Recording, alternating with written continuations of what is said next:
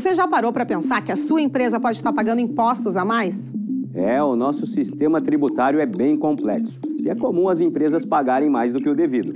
Saiba que é possível recuperar os valores dos últimos 5 anos e reforçar o seu caixa. A Fortus Tax é especialista no assunto e já ajudou muitas empresas nos seus 18 anos de atuação. E o mais importante, você só paga pelo serviço depois que o dinheiro estiver na sua conta. Fortus Tax. Pagar o justo é o nosso forte.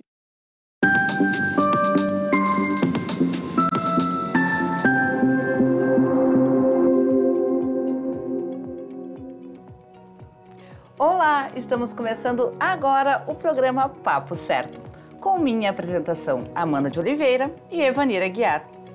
Sejam bem-vindos, estamos aqui de segunda a sexta às 8h30 da noite para falarmos de diversas áreas do direito, economia, política, saúde e trânsito.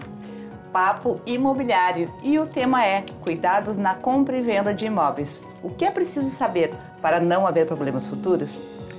Estamos recebendo o Dr. Everton Tolfo, que é advogado, mestrando em Direito na URGS, diretor do Instituto de Direito e Economia do Rio Grande do Sul, especialista em Direito Imobiliário.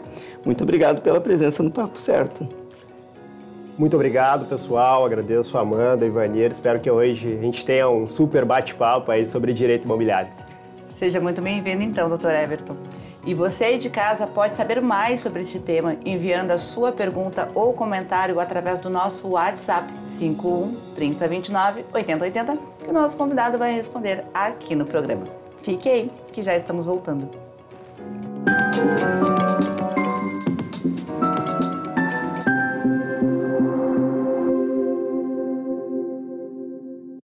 Está difícil encontrar o profissional certo para a sua empresa? Precisa de alguém detalhista para aquela vaga no financeiro? Quem sabe um criativo para o marketing? Ou ainda, alguém focado em resultados? A Fortus RH utiliza técnicas de seleção e processos estruturados, realizando entrevistas, aplicando provas e testes específicos. Tudo isso para buscar a pessoa certa para a vaga certa. Fortus RH. Conectar pessoas é o nosso forte.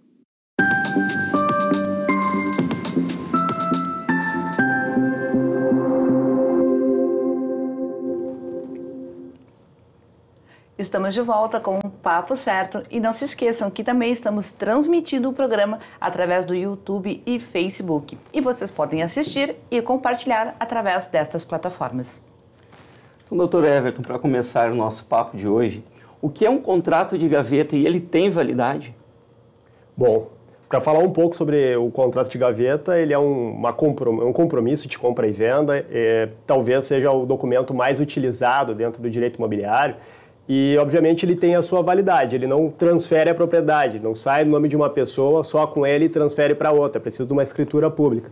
Mas, obviamente, é um documento muito importante porque, caso não ocorra a escritura pública, é com ele que a gente consegue, através de instrumentos jurídicos, né, através de ações judiciais, fazer com que uma ordem judicial transfira, caso não ocorra a escritura pública de compra e venda. Por que o nome contrato de gaveta? Um contrato de compra e venda é um documento jurídico muito normal, mas por que este nome, contrato de gaveta? Justamente porque ele é um compromisso de compra e venda, ele não é uma escritura pública, e justamente esse é um documento que é feito entre as partes, entre os privados, né? E antigamente se guardava ele em gaveta, né? Hoje um contrato eletrônico não se guarda mais em gaveta, então se guarda na nuvem. Poderia hoje ser até um contrato de nuvem, né? E não mais de gaveta. De gaveta. Boa essa. Doutor, e quem compra um imóvel, mas não transfere a sua titularidade, o que deve ser feito? Bom, quando não ocorre a transferência do imóvel, vai ficar, obviamente, o nome do antigo proprietário ainda esse imóvel. E aí são diversos os riscos, né? Um deles, por exemplo, é o falecimento do antigo proprietário, e aí vamos passar por um custo, uma situação diferente, que é o inventário do antigo proprietário. Isso causa toda uma confusão e custos judiciais, custos para a burocracia, às vezes até do próprio inventário, com advogados, para poder fazer esse inventário. Então, quando não ocorre a transferência desse imóvel de imediato para o comprador, existe um risco muito grande aí que ele possa ter um custo, um prejuízo maior lá na frente. Por isso que, se tiver condições, já faz essa transferência que vai ter uma segurança jurídica maior, com certeza. Então, quem não faz a transferência imediato corre esse risco. Esse contrato de gaveta que a gente falou antes, então, ele tem um grande risco, que é exatamente esse. Quem vendeu, se falecer, perde aquela validade. Talvez tenha que entrar no inventário. Interessante. Perfeito. E qual é o custo, então, para passar o imóvel para o nome do novo proprietário? Bom, quando se fala em custos, a gente tem que avaliar toda a cadeia, né? Então, quando é feita uma compra e venda de um imóvel, você faz essa promessa, normalmente uma promessa de compra e venda, né? E aí se faz, ali tem custo de corretor, enfim, isso é uma outra questão que a gente vai tratar mais para frente. Tem que ser feito uma escritura pública de compra e venda, efetuar os pagamentos com relação ao imposto de transferência e depois de assinada essa escritura é levado a registro. Então tem os emolumentos, que são cartorários para registro e para a confecção do tabelionato, e também o imposto de transferência, que nós chamamos de ITBI, aqui para transferir bens imóveis no Brasil. Só para resumir aí para os nossos telespectadores, este custo varia em torno de quantos por cento, mais ou menos? O ITBI ele é um imposto municipal, né? Exatamente. Isso. Então vai depender do município que está sendo feita... Aqui em Canoas? Aqui em Canoas, 3% para compra e venda, e se for feito aí através de financiamento imobiliário, 0,5%. 0,5%, então não é muito alto ainda. É um incentivo para o financiamento, né? E tabelionato e o cartório de registro, esses também são tabelados ou é um percentual? Eles trabalham com um sistema de tabela, então a depender do valor da transação, vai ser aplicado os emolumentos de acordo com a tabela do Rio Grande do Sul. Voltando um pouquinho, que falávamos sobre a questão dos imóveis em inventário. Quanto tempo demora para desenrolar, então, um imóvel no inventário? Pois é. Aqui no Brasil nós evoluímos bastante já com relação a esse assunto. Nós antigamente fazíamos inventário somente de forma judicial. Então, às vezes, o inventário, esses dias eu peguei no escritório lá, já em andamento, de 20 anos, né? Quando tem essa briga jurídica. Que tem 28 anos, doutor. Então, aí tem essa situação. Mas hoje, quando existe uma harmonia entre os herdeiros, é possível ser feito, se não existe menores, né? No próprio tabelionato de notas. Isso aí a gente está falando aí de um tempo de 45 dias, se estiver bem ajustado. O meu é um caso bem fora da curva, tá? A gente cuida, porque tinha dívidas tributárias, herança de empresas, então teve uma situação difícil. Mas 45 dias, então, em média. Mas esse caso de fazer direto no tabelionato são imóveis de teto, né? De até R$1 milhão, algo assim. Não tem um teto de valor? Não, nós temos no tabelionato em si algumas questões, por exemplo, o incapaz, né, que tem que ser observado lá pelo Ministério Público, daí esse imóvel vai ter que ser obrigatoriamente passar pelo judiciário, tá? Mas com relação ao valor, em tese, não teria nenhum problema quanto a isso. A questão é que não pode ter menores, não ter incapaz e os herdeiros têm que estar em harmonia, não pode ter briga. Se tiver briga, não tem como ser feito no tabelionato. Esse é o grande problema, né? Até porque todos têm que estar lá juntos para assinar, né? Então, sim, tem que ser de acordo, realmente. Mas a gente às vezes fica brigando por algumas questões na herança, né? Mas se for ver o custo que tu tem de tempo e dinheiro, às vezes vale a pena tu entrar em harmonia com quem daqui a pouco tu dá um pouquinho menos. Exatamente. E desenrolar de uma vez. É verdade. Então, e se o imóvel está lá nos itens do inventário, é possível fazer a venda antes de ter a partilha? Esse é um assunto também bastante polêmico, né? Mas com um alvará judicial, que nós chamamos, se for um processo judicial, é possível. E no tabelionato, antes mesmo de ser feito o inventário, nós tem um documento que nós chamamos de cessão de direitos hereditários, que é feito entre o comprador, para ele ter uma segurança que ele está pagando e já está recebendo os direitos daquela herança, e depois ele mesmo vai poder promover esse inventário sobre esse imóvel. Então, esse é um instrumento que acaba facilitando a segurança jurídica e, às vezes, facilitando o próprio negócio, num imóvel que está lá parado, gerando despesas, né? E a gente já consegue encaminhar essa compra e venda de uma forma mais segura. Então, é possível pedir para o juiz, por exemplo, se for judicial, para ele liberar a venda daquele imóvel, mesmo antes? É possível, obviamente o juiz vai consultar as partes também, eles estão todos de acordo, mas ele tem total autonomia, se julgar necessário, né, para liberar aquela venda ali através do alvará judicial. Sabemos assim temos conhecimento de muitos golpes também. Quais seriam as dicas para que eles possam ser evitados, doutor? A questão do golpe é o que tem acontecido de uma forma até um pouco mais agressiva agora com os imóveis. Muitas pessoas vendendo imóveis que não têm direito sequer, têm propriedade, sequer conhecem direito ao imóvel, né? E vendendo por um valor muito baixo. Então, isso acaba sendo um atrativo. Em Canoas, nós passamos alguns casos ali pelo escritório que estamos tentando retomar, mas é uma situação bastante difícil. Então é importante saber a procedência daquele imóvel, verificar quem é o real proprietário e, se possível, se tiver condições, a gente está tratando do imóvel, às vezes, da vida da pessoa, né? Ter profissionais qualificados, saber com quem é que está fazendo essa negociação é de extrema importância para não ter nenhum tipo de prejuízo e não cair em golpes. Esses golpes, tu pode citar para a gente qual é o mais comum que já apareceu lá pelo escritório? É a locação, que depois tenta vender? Como funciona? O que tem acontecido é o contato feito já por pessoas que são especialistas, às vezes, em golpes, né? Vão lá, apresentam um imóvel, às vezes nem entram no imóvel para a pessoa, diz que um imóvel lá de 300 mil, ali está precisando do dinheiro, está vendendo a 100 mil, já pede uma entrada de 20 mil reais, a pessoa acaba se apaixonando pelaquela negociação, né? É claro que existe uma pressão, tem que fechar, e aí as pessoas acabam depositando 20, 25 de entrada para não perder o negócio e está feito o golpe. E aí some. Somem depois. Não, né? É o proprietário real. Não, depois se verifica que o proprietário aparece, fala, eu não sei quem é que fez a negociação, não estou vendendo esse imóvel, estou muito bem, obrigado, e se verifica que é um golpe. Olha aqui. Em relação às dívidas, quais os cuidados, então, que o comprador do imóvel ele pode tomar aí, nos cuidados, para não comprar um imóvel com dívida?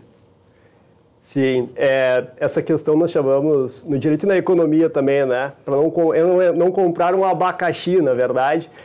Na verdade, tem que fazer toda uma investigação das partes do imóvel em si, para saber se aquele imóvel está apto para venda. Tem muitos imóveis que possuem dívida de IPTU, dívida de condomínio, e acabam gerando um prejuízo lá no final. Eu cito até algumas questões de execução mesmo, né? Processo de execução fiscal, ou de execução comum, que lá na frente o juiz vai identificar uma fraude de execução e vai desfazer o negócio. Então o comprador pagou o valor total para uma pessoa que tinha uma dívida, ficou com o imóvel, mas foi anulado o negócio. Ele ficou sem o imóvel e sem o dinheiro. É um prejuízo garantido aí para o comprador. E, doutor, vale lembrar que não apenas dívidas com o imóvel, também as dívidas do vendedor também pode recair sobre o imóvel, correto?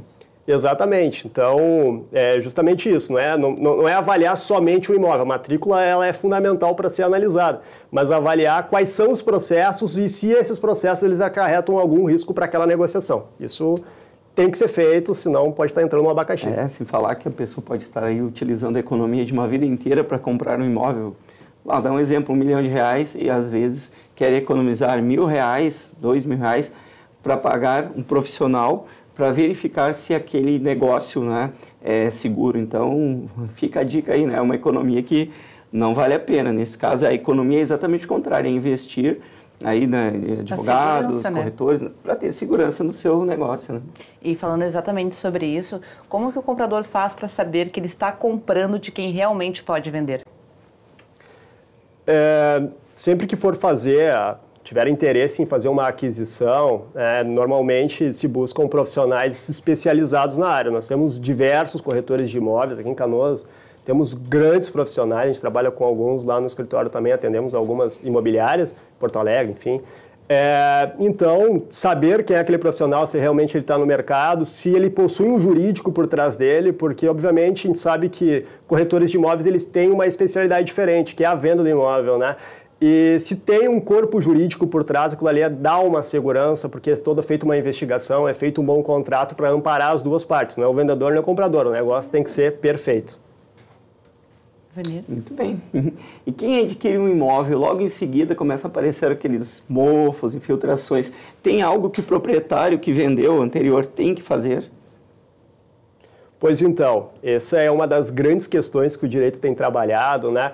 Quando se trata de imóvel na planta, que incide aí o Código de Defesa do Consumidor, existe já um entendimento majoritário do nosso Tribunal de Justiça de que, obviamente, o incorporador, a construtora, ela tem o dever de entregar ou sanar aqueles problemas oriundos do imóvel. Porque muitas vezes você entra no imóvel e não identifica que existe alguma infiltração, algum problema dentro daquele imóvel. Então nós chamamos isso de vícios ocultos. O consumidor, que não é especialista, né, somos nós, não entendemos às vezes sobre construção, não identificamos esses problemas. Vamos só depois, quando estamos morando naquele imóvel, identificar alguns defeitos naquele bem. E aí, obviamente, a construtora vai ter que sanar esses problemas. Tem que cuidar que existe um prazo para isso, para entrar com processo, para reclamação. Se perder o prazo, também perde o direito.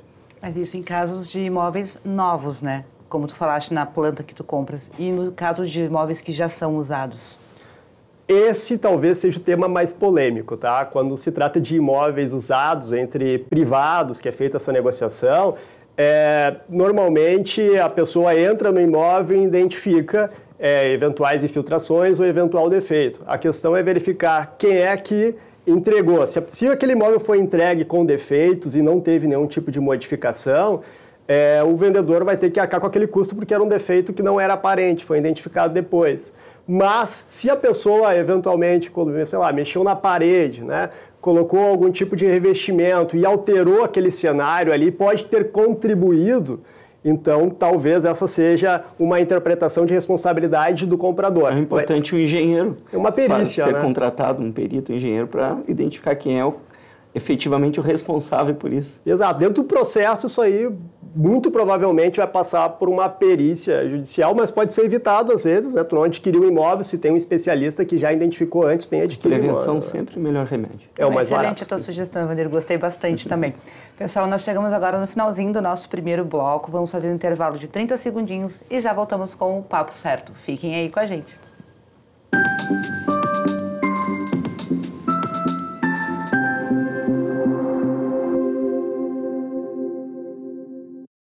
Em tempos de juros altos, margens reduzidas e incertezas, rever estratégias é fundamental para manter o seu negócio competitivo.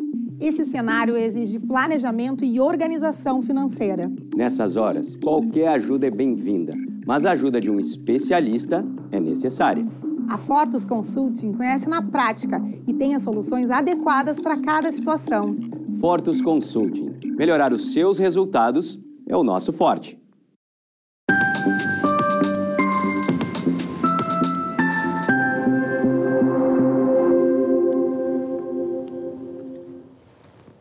Voltamos e também estamos transmitindo o Papo Certo pela Rede Litoral de televisão, através do canal 6 da NET Claro Litoral e também no canal 521 NET Claro e 513 da Vivo. Doutor Everton, quanto custa mais ou menos para se transferir para o nome um imóvel de mais ou menos R$500 mil comprado? Perfeito. Como na transação imobiliária existem esses custos, né? A gente vai ter, então, aí, se for uma transação livre de financiamento, os 3%. Esse valor ele é tabelado, então o valor ele tem que ser, o imóvel ele tem que estar avaliado pela prefeitura lá sobre esses 500 mil. Vai ser tabelado, mas eu posso dizer aí sem nenhum problema que aproximadamente, um custo aproximado aí de eu acho que uns R$22 mil. R$22 mil. E essa você falou um detalhe importante aqui, que é a questão da avaliação pela prefeitura. Quer dizer, eu faço uma negociação por R$500 mil, alguém me vendeu por 500, eu comprei por 500, a prefeitura pode me avaliar por menos ou por mais? Esse é um assunto que eu sou muito questionado, enfim, é dúvida também de diversos corretores, quem trabalha com o direito imobiliário, já tem até divergências aqui em Canoas acerca desse tema, mas na verdade a gente teve uma decisão, né, do Supremo acerca dessa situação, que em tese na compra e venda, a prefeitura não poderia avaliar um valor diverso daquela que foi feita a negociação entre as partes. Isso porque eles não teriam condições de saber qual o valor de mercado daquele imóvel. Quem sabe o valor de mercado, em tese, teria melhores condições comprador e vendedor. Então, nessa decisão se constatou, se eventualmente a prefeitura julgar que aquele valor está muito abaixo do mercado, ela deve abrir um processo administrativo e comprovar que aquele valor está abaixo para poder avaliá-lo um valor acima. Então não é só ir lá e calcular a guia, né? Porque já vem a guia para fazer o pagamento ali, os 3%. Então não é só usar a seu bel prazer lá o valor que ela bem definir. Tem que entrar com processo administrativo, então. Se eventualmente ocorrer essa situação, é possível impugnar, né? É claro que existe um custo do tempo, que às vezes tem que impugnar, esperar o retorno, mas também existe toda uma discussão jurídica que isso aí possa ser resolvido dentro do processo judicial, né? Já como foi o entendimento do Supremo, mas isso aí está tudo ainda um pouco embolado, a gente está discutindo. Mas não é só aceitar, com certeza. Tem recurso. Agora, falando um pouquinho sobre aluguéis, comprar um imóvel alugado pode dar algum tipo de problema? Então, quando se trata da lei de locações, tem algumas, podemos dizer, algumas defesas, então, do próprio locatário. Ele tem alguns direitos que devem ser preservados, como o próprio direito de preferência à aquisição daquele imóvel. E, então, se não notificar ele para dar esse direito de preferência, ele pode sair prejudicado e depois anular o seu negócio lá na frente, né? Ou ainda assim, se eventualmente não foi exercido, se tu comprou um imóvel e não calculou como é que se esse locatário ele vai desocupar ou não esse imóvel numa boa, tu pode estar adquirindo um imóvel que vai te dar um problema de custo de dinheiro, de advogado, que vai ter que entrar na justiça aí para poder fazer esse despejo lá na frente. E realmente acontece. Sim. Importante a orientação jurídica nesse caso, mais uma vez, a prevenção, né? E quem vende parcelado, ele tem alguma garantia de que vai receber todo o valor do imóvel? Então, quando se fala de compra e venda de imóvel parcelado, principalmente quando já vai ocorrer essa escritura, muitos não sabem, mas é possível incluir o que nós chamamos de cláusula resolutiva, que é uma garantia no contrato de que o vendedor ele vai transferir o imóvel com essa cláusula de garantia dentro da própria escritura, mas se eventualmente o comprador ele não pagar o valor que foi combinado dentro do prazo que foi estabelecido, é possível acionar essa cláusula resolutiva aí para devolver o imóvel para o vendedor. Cláusula resolutiva. Sim. Muito bem, bem importante. Sempre teve, doutor? Ou é novidade essa cláusula resolutiva? Ela acabou tendo agora uma maior utilidade dentro dos contratos imobiliários, mas ela ainda acaba sendo algo mais de conhecimento dos especialistas na área, né? E só uma questão que eu acho que é importante, por mais que se inclua essa cláusula resolutiva, tem que saber como é que tu vai tirar ela depois lá com o termo de quitação. Muitas pessoas fazem um recibo normal, né? Paguei, ele recebeu o valor do fulano de tal lá. E não é isso, né? A cláusula resolutiva ela tem que atender os requisitos do registro de imóvel, que nem a descrição da própria matrícula, né? Tem que constar que tem a cláusula resolutiva na matrícula? Tem que constar na matrícula, constar no recibo e por que está sendo feito aquilo ali. O nosso registro de imóveis de Canoas é um dos mais exigentes e não é que eles sejam pessoas chatas, né? Realmente eles cumprem a lei, são legalistas e eles estão completamente corretos. Tem advogados como o senhor que vai lá e exige isso, e aí vira prática. Exatamente. Tem que saber qual é a exigência deles para cumprir com o documento correto e não ter nenhum tipo de problema lá na frente. Então aí quem está vendendo, parcelado, cláusula resolutiva. Eu quero aproveitar que nós temos ainda uns 7 minutinhos de programa e te perguntar o que é o uso capião e se o imóvel em uso capião ele pode ser vendido. Essa é uma questão também muito importante, né? Canoas até agora tem um número menor de imóveis com uso capião, já Santa Rita, por serem imóveis às vezes rurais, aí nós temos um número maior, né? Mas essas transações elas ocorrem na prática, né? A questão que tem que ser identificada ali é verificar se essa pessoa de fato, né, a dificuldade é saber se ela tem a posse desse imóvel, se ela entrou com realmente o uso capião e quais são as probabilidades dela conseguir esse direito de propriedade, porque a uso capião ela é uma ação de aquisição de propriedade. Então tem que ser analisado esse cenário, não sair comprando aí de qualquer forma o imóvel só porque a pessoa está lá, porque eventualmente tu pode ter alguns tipos de problema na frente. Para quem está nos assistindo em casa e não sabe o que é um uso capião? A uso capião, ela é uma ação, então, para aquisição de propriedade. Então, se você está morando lá, às vezes até com contrato de gaveta não, mas não foi feito contrato de gaveta, você só comprou a posse, foi passando de uma pessoa para outra, não teve transferência imobiliária, ela serve para fazer essa regularização desse imóvel, colocar esse imóvel. A gente fala só de áreas invadidas ou também acontece, por exemplo, não houve um inventário e a partilha de terras, e aí eu tenho o direito, vou lá e vendo para um terceiro, e já se passa 5, 10 anos, tem um prazo mínimo para caracterizar a posse, né? Porque é necessário comprovar a posse, não é mesmo, doutor? Sim, quando se fala de uso capião, nós temos diversas modalidades, então temos que saber em qual modalidade nós estamos enquadrando aquela situação para uso capião, tá? Quando se fala de uso capião, não é a minha solução favorita, porque hoje nós temos uma média no Brasil de tempo de tramitação no processo judicial de uso capião de uns 15 anos, mais ou menos. Anos. É a média do Brasil, tá? Não quer Teve dizer... um processo, eu morei no bairro Glória, em Porto Alegre, por um tempo, e a prefeitura fez um plano de regularização fundiária de toda uma região da bairro Glória, e naquele processo houve toda uma movimentação ali da sociedade, não é? Em que envolveu a prefeitura, entrou aí a questão judicial, em que houve também todo o levantamento topográfico, porque é necessário, né, fazer toda a identificação de limites, enfim. E foi um processo que levou em torno de 2 anos, 1 ano e meio, 2 anos. Então foi rápido. Quando os municípios ou órgãos públicos se juntam para fazer uma regularização de área, tende a ser mais rápido, não é mesmo, doutor? Eu lembro também que a uso capião ela não serve para imóveis da União, do município, né? Então serve entre privados. Essa regularização que tu comentaste, Privado. Que ela, quando existe um esforço também do próprio município, né? Foi uma família que tinha toda uma área e nunca fez a venda, contrato de gaveta, ou na nuvem hoje, né? E não fez a transferência efetiva das propriedades, né? Então, depois era impossível fazer lote a lote, porque foi sendo vendido, né? E aí sim que a prefeitura entrou com ação e conseguiu aí num prazo recorde, né? Para conseguir essa regularização. Mas é muito importante o uso capião. E imóvel rural é mais comum ou imóvel urbano? Depende muito da área. Nós trabalhamos, por exemplo, com algumas imobiliárias lá de Gravataí, Santa Rita também, que é o boom agora da área rural que está tentando se urbanizar. Por invasão ou por não ter havido efetivamente uma transferência? O que é mais comum? A maioria está sendo tratado, às vezes, de imóveis privados, que são grandes áreas rurais, né, que estão sendo desmembradas, mas estão tentando ser urbanizadas, não deixando de ser rurais, né? Então, nessas áreas acabam sendo privadas, mas, ao mesmo tempo, pode ser que tenha problemas relacionados ao município. Entendi. Muito bem. 3 minutinhos, então, continuando, Evanir.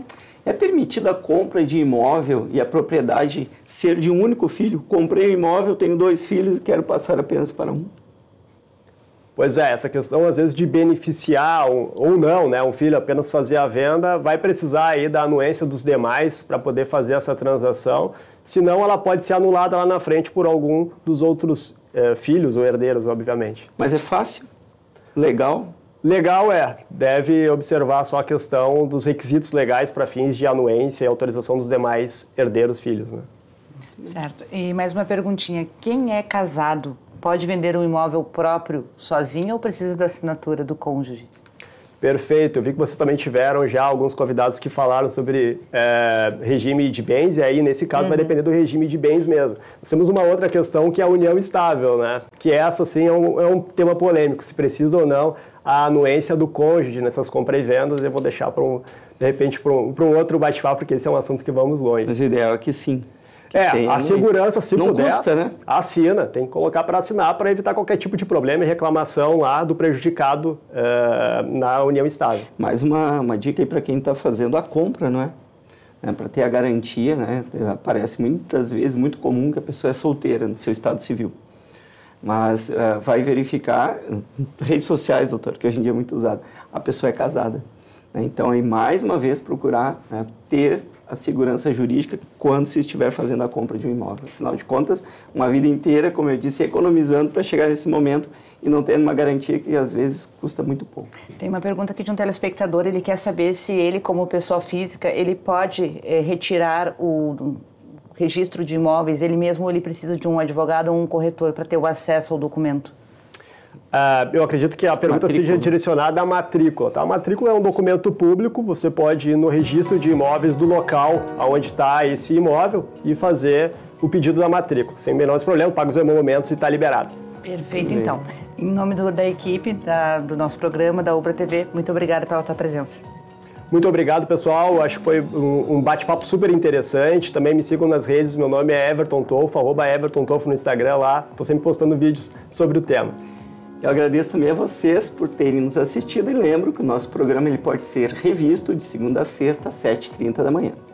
E para quem chegou agora e perdeu o programa, já pode assistir na íntegra no canal do Papo Certo no YouTube. E na segunda-feira, às 20h30, estamos de volta com o Papo de Política. Estará conosco a comandante Nádia e vamos falar sobre segurança nas escolas e empoderamento feminino. Espero vocês. Até lá!